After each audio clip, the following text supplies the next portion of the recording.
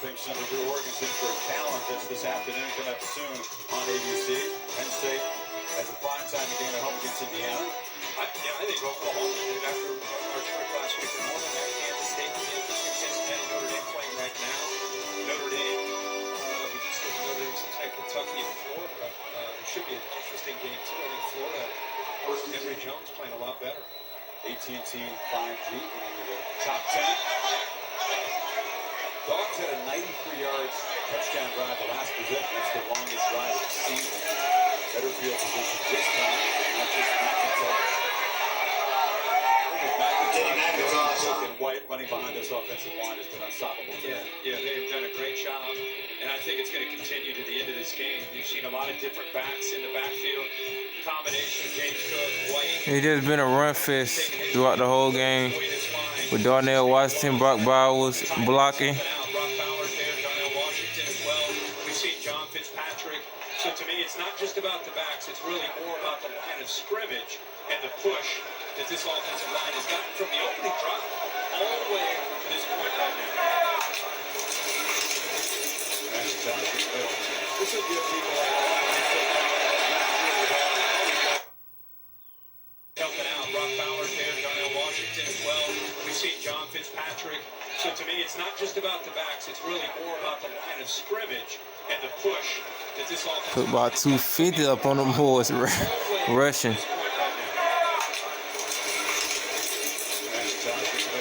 This will give people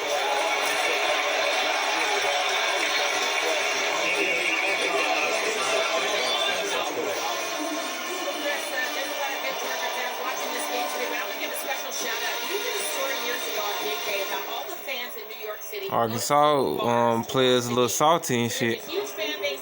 Should have showed up, put your hard hats on. Maybe you could have been in the game. The commencement speaker from April for the University of Georgia, our friend Maria Taylor, and she's with my favorite. Take your ass back to Fayetteville with that bullshit. Burn your ass up like bacon. Give them a shout out. Bring some Maria, right? Hello, Maria. There's a sneaky good football scene in New York City, Chris. You know that.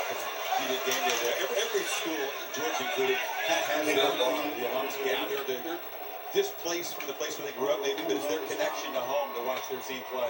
Yeah, I was fascinated by that. A lot of these offensive linemen now checking out of the game and allowing the backups to get a chance. But yeah, I was fascinated by that. You think of the Northeast, you think of NFL football, but all the alums that are in that town, I think it's so cool that they all go to the same bar every week to watch their team. They get the fight song going, they turn the game on, give them a little taste of home. It's really sweet. NFL football is out of business in the city, by the way. Yeah, it's doing so well. Yes, Giants both winless. Melted. Push him, baby. Shove the Hall backwards. I really feel that we are seeing the cycle turn a little bit in college football. This era of spread it out, throw it every play, it's still there. But I just think we're seeing more teams recruit offensive linemen and want to win the line of scrimmage, want to be different. And so how do you defenses are building to defend the spread, get more speed on the field, less size. What do you do to counter punch? You build an offense that can establish the line of scrimmage and pound the football. I just feel like we're seeing more teams doing that. It's a touch. Kirk, I mean, is this a massive change? Is this an anomaly because Georgia's offensive line played great, Arkansas didn't match up, or can they do this and really change the equation from what they did the first 4 games as they go on to take on Auburn, Kentucky, Florida, and so on? Well, we'll see.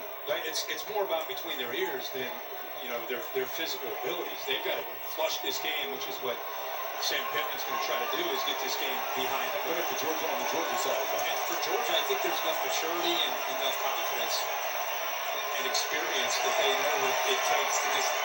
I think they expected to do this. If you talk to them privately, they're not surprised. McIntosh hits a pair.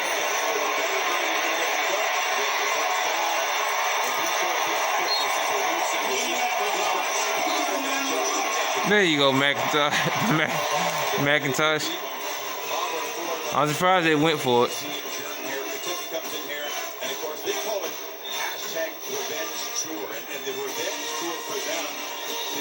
especially begins against the Gators, who took them apart last year. Yeah, and I think They better worry about Florida tonight while they thinking about Georgia. I just don't think We're going to beat Missouri, Tennessee, Charles Southern, Georgia Tech. I think they're trained We need to be prepared for Auburn and Florida. We got to get revenge on Florida from last year. this today to Arkansas. They wanted to kind of challenge their man Arkansas. and see how Arkansas would respond. I think they'll put this game behind them pretty quickly. I want to see more how Arkansas responds with games that they have coming up.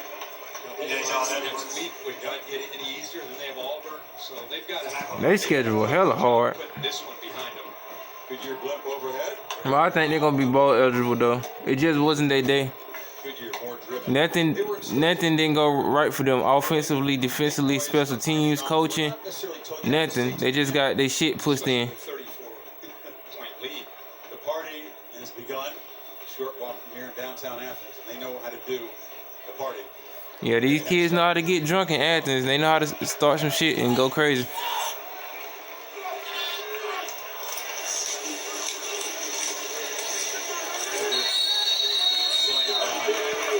To say, you talked about the bright light and the city, that they didn't show what they could do as a football team. The gap isn't this big. I mean, Georgia's better, deeper, and they came in ready mentally for this game. Arkansas did not, but this is not, as you said, a fair reflection of the Razorbacks are in 2021. No, and now this is where the leadership is one thing for the coaches to try to get them to put it behind them.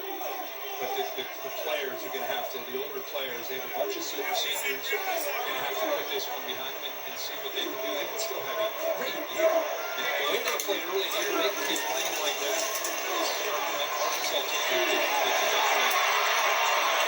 this embarrassment to Jackson Meeks makes the catch. Jackson Meeks. Interesting to see.